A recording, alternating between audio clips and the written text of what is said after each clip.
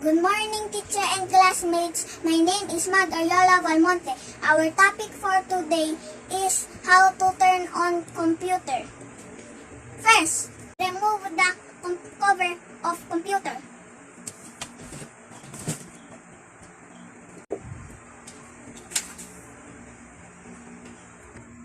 Turn on the AVR.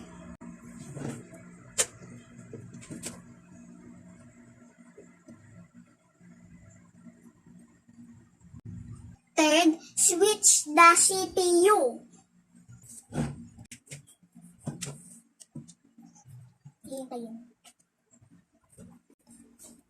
Switch on the monitor. 5. Wait for Windows to load. 6. Log on to Windows. Click on an icon and using Windows. How to turn off computer. Point the cursor to the start button. Second, click the left mouse button.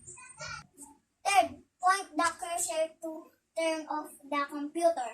Fourth, click the shutdown button. Fifth, wait for Windows to shut down.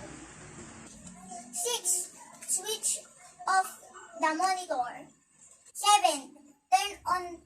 Turn off the power switch.